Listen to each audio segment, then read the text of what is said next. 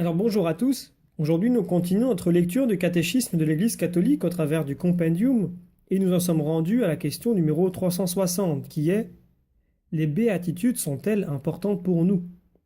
Donc nous sommes toujours dans la partie qui concerne notre vocation au bonheur. Alors, les béatitudes, elles sont au centre de la prédication de Jésus. Elles reprennent et portent à leur perfection les promesses de Dieu faites depuis Abraham. Elles expriment le visage même de Jésus. Elles caractérisent l'authentique vie chrétienne et elles révèlent à l'homme la fin ultime de sa conduite, la béatitude éternelle.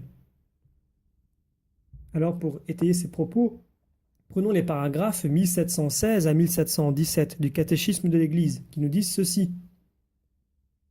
Donc les béatitudes sont au cœur de la prédication de Jésus. Leur annonce reprend les promesses faites au peuple élu depuis Abraham. Elle les accomplit en les ordonnant non plus à la seule jouissance d'une terre, mais au royaume des cieux. Bienheureux ceux qui ont une âme de pauvre, car le royaume des cieux est à eux. Bienheureux les doux, car ils posséderont la terre. Bienheureux les affligés, car ils seront consolés.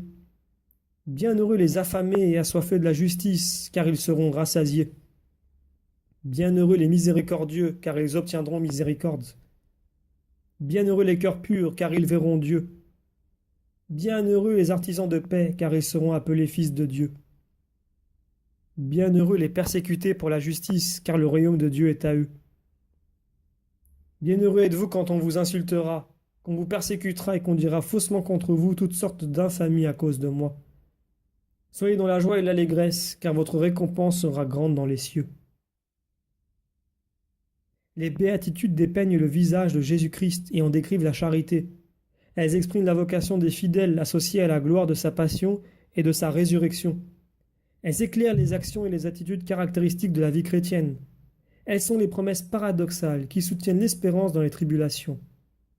Elles annoncent les bénédictions et les récompenses déjà obscurément acquises aux disciples. Elles sont inaugurées dans la vie de la Vierge Marie et de tous les saints.